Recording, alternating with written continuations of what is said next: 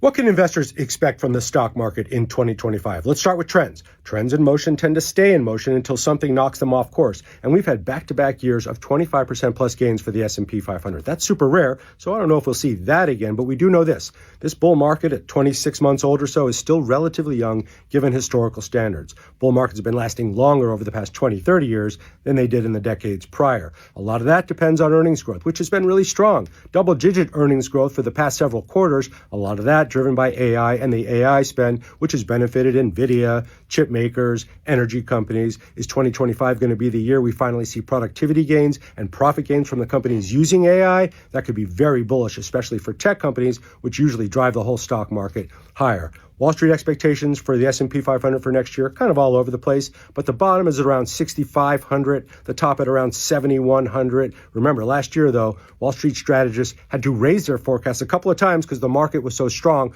We'll see if they have to do that again this year. A big story here is going to be tariffs. We don't know if that's more bark than bite. They are inflationary by nature, and companies usually pass on those expenses to consumers like us, and then we get tired of spending and we slow the economy down. It could be more bark than bite. We have to wait and see what happens there, but we do know taxes are going to remain kind of where they are for individuals, good for wealthy individuals and asset holders, and the corporate tax rate may go even lower if you make it in America, and regulation in general is going to be a lot looser, which is usually a green light for companies and for stocks. Let's see what happens in 2025.